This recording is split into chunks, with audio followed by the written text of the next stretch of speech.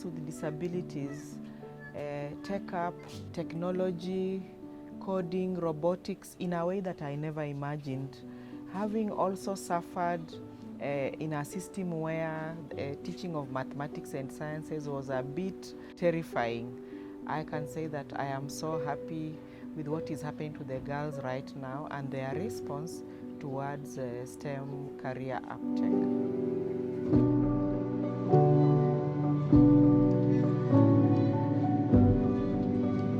We need our girls to have ICT skill, computer skills, coding, robotics, and even mobile app development skills for now and even for the future.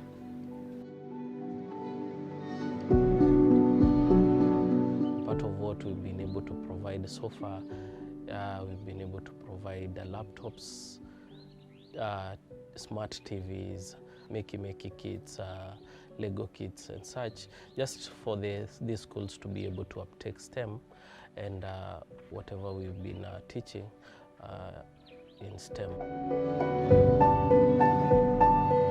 My experience has been very eye-opening in terms of this is a different group that you're training, girls with disabilities, and now focusing on STEM and how it relates to them.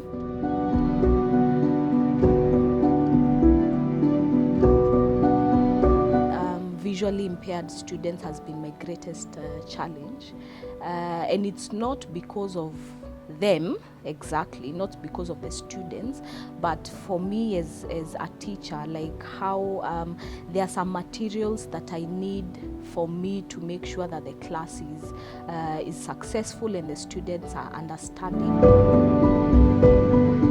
You have to change the way you talk. You have to address maybe different materials that you're using through touch, finding ways to describe things using words. So yeah, that has been my most challenging group. We chose the girls from this age because this is the age where they begin to start sort of like understanding the different career options.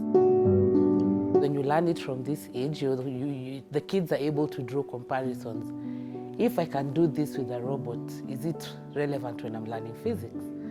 Is it relevant for me to understand when I'm doing biology, when I'm doing chemistry?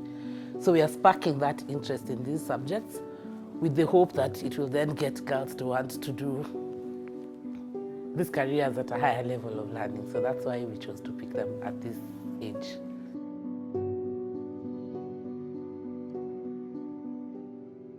The girls have amazing stories, they have amazing intellect. It's very interesting for me to see just the amount of, the sheer will that the girls have, and they're like, wow, I didn't know I could do this. When a girl tells you, yo, I can see, I'm seeing myself developing that up. When you see a girl who's hearing impaired and they're very excited when they assemble this robot and it works, or when they draw a circle on Scratch because, I have put in certain codes to make me draw these circles.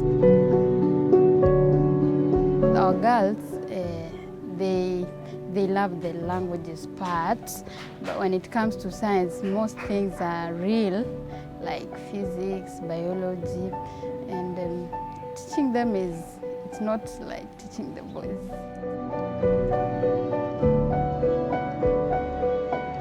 The science subject, especially for girls with disabilities, the attitude and the performance was really a challenge.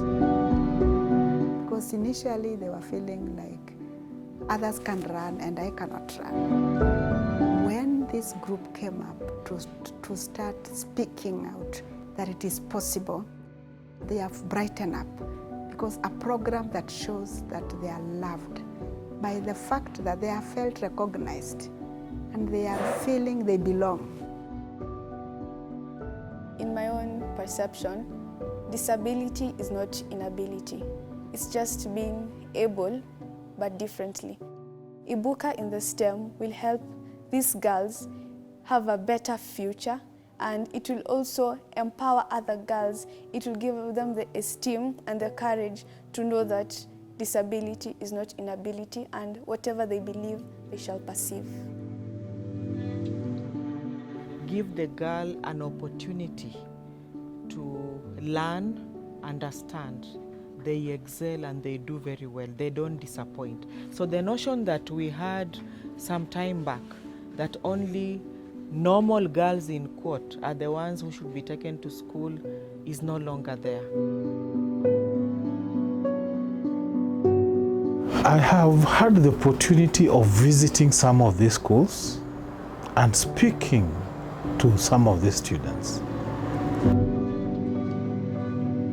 You hear many of them talking about wanting to pursue STEM-related courses. I think that's a very important highlight because in the past we did not have girls with disabilities being so motivated to pursue STEM. I've visited these schools and found equipment that is very accessible and appropriate.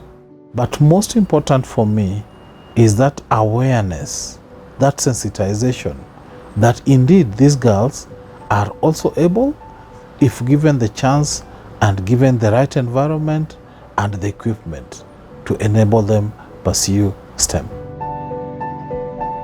Collaborating with the Ministry of Education, Directorate of Special Needs Education, and the NIC3 has enabled us to reach girls with disabilities who are farthest left behind.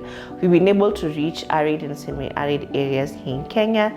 We've been able to reach girls who've also previously dropped out of school and support them to return to school with this collaboration.